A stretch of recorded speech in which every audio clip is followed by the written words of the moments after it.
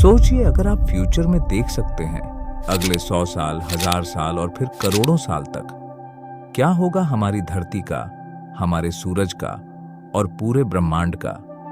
Welcome to time lapse of the future, एक यात्रा जो हमें समय के विशाल फैलाव से होते हुए भविष्य की तरफ ले जाएगी।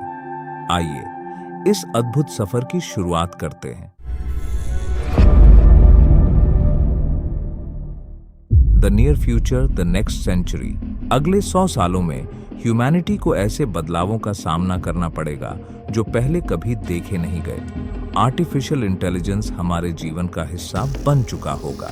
स्पेस एक्सप्लोरेशन में हम मून और मार्स पर अपनी बस्तियां बसाने की दिशा में बढ़ेंगे। अर्थ पर क्लाइमेट चेंज का असर गहरा होगा, लेकिन रिन्यूएबल एनर्जी की मदद से हम फॉसिल फ्यूल्स को पीछे छोड़ सकते हैं। टेक्नोलॉजिकल रेवोल्यूशन, आर्टिफिशियल इंटेलिजेंस का प्रयोग हमारे जीवन में पूरी तरह से इंटीग्रेटेड हो जाएगा। मशीन लर्निंग और डीप लर्निंग के द्वारा AI हमारी सोच और निर्णय प्रक्रिया को प्रभावित करेगा, जिससे इंडस्ट्रीज और हेल्थ केयर सेक्टर्स में एफिशिएंसी और इनोवेशन का नया दौर शुरू होगा। Autonomous vehicles, health care systems और इवन पर्सनल असिस्टेंट्स AI की मदद से काम करेंगे, जिससे मानव जीवन में हर पहलू में बदलाव आएगा। Space exploration and colonisation. By the year 2100 हम मार्स और मून पर अपनी परमानेंट कॉलोनीज बना चुके होंगे। ये कॉलोनीज न केवल रिसर्च स्टेशंस होंगी, बल्कि यहाँ कंप्लीट इकोसिस्टम्स विकसित होंगे, जहाँ लोग लॉन्ग टर्म रह सकेंगे। स्पेस ट्रैवल और इंटरप्लैनेटरी माइग्रेशन का कॉन्सेप्ट अब रियलिटी बनेगा। यहाँ तक कि प्राइवेट स्पेस ट्रैवल भी आम हो सकता है और लोग अर्थ से मून या मार्स के बीच यात्रा कर सकेंगे। Climate change and renewable energy. Climate change के बढ़ते प्रभावों के कारण हमारा अर्थ उन बदलावों का सामना करेगा जो हमारे पूर्वजों ने कभी नहीं देखे। सी लेवल्स बढ़ेंगे, एक्सट्रीम वेदर इवेंट्स कॉमन हो जाएंगे और कई स्पीसीज एक्सटिंक्ट हो जाएंगी। लेकिन इससे निपटने के लिए रिन्यूएबल एनर्जी जैसे सोलर, विंड और जियोथर्मल एनर्जी का उपयोग बढ़ेगा। क्लीन एनर्जी की मदद से हम फॉसिल फ्यूल्स पर निर्भरता को खत्म करेंगे और अर्थ को एक बेहतर जगह बनाने की दिशा में कदम बढ़ाएंगे। Social and political challenges. Technological advancements के बावजूद सोशल और पॉलिटिकल चैलेंजेस हमेशा सामने आएंगे। दुनिया भर में AI, ऑटोमेशन और जेनेटिक इंजीनियरिंग के मुद्दे पर डिबेट्स होंगी। क्या ये एडवांसेस इनइक्वालिटी को बढ़ाएंगे या सोसाइटी में बदलाव लाएंगे? ह्यूमैनिटी के लिए सबसे बड़ा सवाल यही होगा कि क्या हम समाज, राजनीति और पर्यावरण की चुनौतियों को पार कर पाएंगे? The next millennium, year 3000। अब सोचिए, साल 3000 को पृथ्वी के महाद्वीप लगातार अपनी जगह बदलते रहेंगे। मार्स पर ह्यूमंस ने पूरी तरह से सस्टेनेबल कॉलोनीज बना ली होंगी। हो सकता है हम अपनी DNA को मैनिपुलेट करके और मशीन से मर्ज होकर कुछ नया अस्तित्व पालें। The search for extra terrestrial life will continue और शायद हम खुद को ब्रह्मांड में अकेला न पाएं। Technological integration and evolution. हमारे तकनीकी एडवांसमेंट्स इतनी दूर बढ़ चुके होंगे कि मनुष्य और मशीन का भेद मिट जाएगा। ह्यूमन काइंड में merge with AI and robotics, creating a new kind of hybrid being. DNA manipulation और साइबरनेटिक एनहांसमेंट्स की मदद से लोग अपने शरीर और मस्तिष्क को अपग्रेड करेंगे, जिससे फिजिकल और मेंटल कैपेबिलिटीज में भी सुधार होगा। Sustainable colonies on Mars. Bye the year 3000 Mars पर एस्टैब्लिश्ड कॉलोनीज पूरी तरह से सेल्फ सस्टेनिंग होंगी। मार्स पर पहले ह्यूमन हैबिटेशन की शुरुआत सिर्फ एक मिशन के रूप में हुई होगी, लेकिन अब वहां थ्राइविंग सिटीज, एग्रीकल्चर सिस्टम्स और एनर्जी प्रोडक्शन फैसिलिटीज होंगी। मार्स पर वाटर हार्वेस्टिंग और oxygen production systems human life को सस्टेनेबल बनाएंगे। अर्थ की पॉपुलेशन पर दबाव कम करने के लिए मार्स एक सुरक्षित ऑल्टरनेटिव हो सकता है। The search for extra terrestrial life. साल 3000 तक हम ब्रह्मांड में अन्य जीवन के अस्तित्व की खोज जारी रखेंगे। नई टेलीस्कोप्स और स्पेस प्रोब्स की मदद से हम डिस्टेंट गैलेक्सीज और एक्सोप्लैनेट्स को एक्सप्लोर करेंगे। क्या वहां जीवन है? क्या हमें दूसरी इंटेलिजेंट सिविलाइजेशंस का सामना होगा? Earth's far future, 10,000 years later.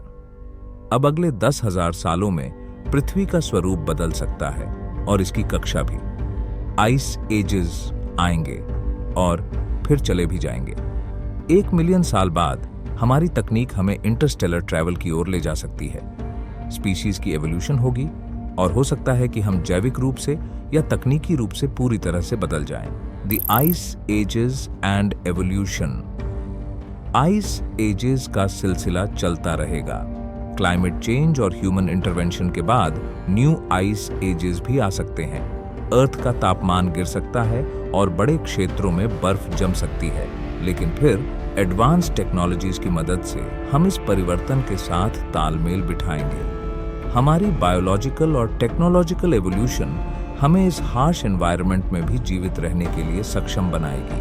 10,000 साल बाद ह्यूमैनिटी इंटरस्टेलर ट्रैवल में सक्षम हो सकती है।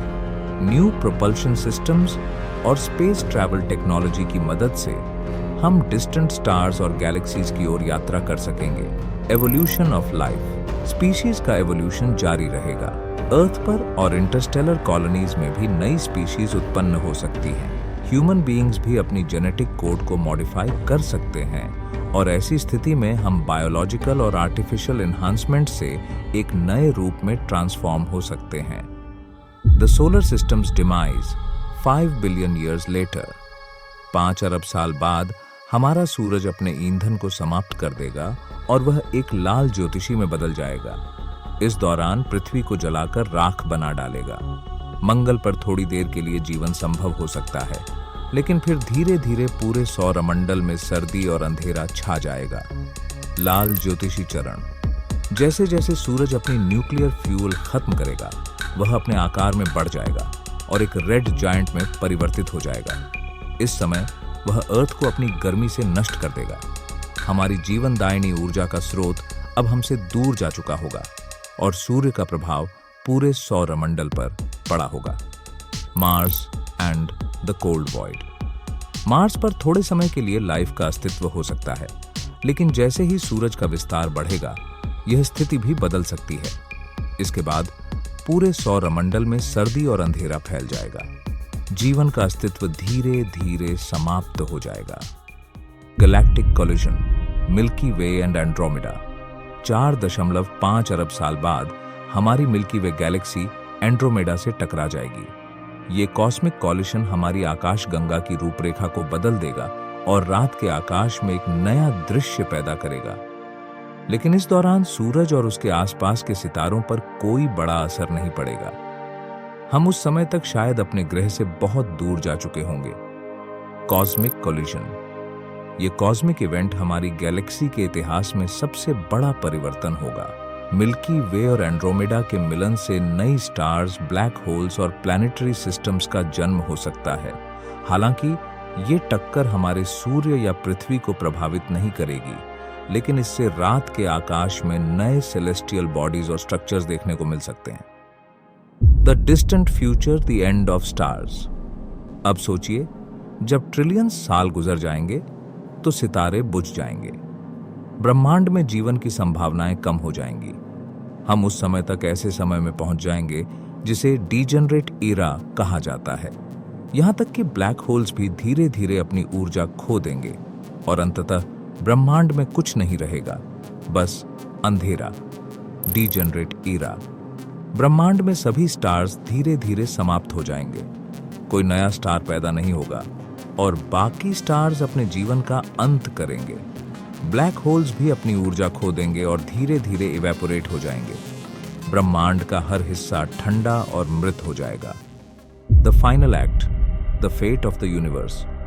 ब्रह्मांड के अंत का कोई एक तरीका हो सकता है। सबसे ज्यादा एक्सेप्टेड सिद्धांत है हीट डेथ, जिसमें ब्रह्मांड की सारी ऊर्जा बराबरी से फैल जाएगी और जीवन के लिए कोई स्थान नहीं रहेगा। दूसरी संभावना है बिग रिप, जिसमें ब्रह्मांड के सारे तत्व, गैलेक्सी, सितारे और यहां तक कि परमाणु भी टूट जाएं। और फिर हो सकता है बिग क्रंच, जिसमें ब्रह्मांड अपना सारा आकार संकुचित कर लेगा, शायद एक नए बिग बैंग की शुरुआत करेगा। हीट डेथ और बिग रिप।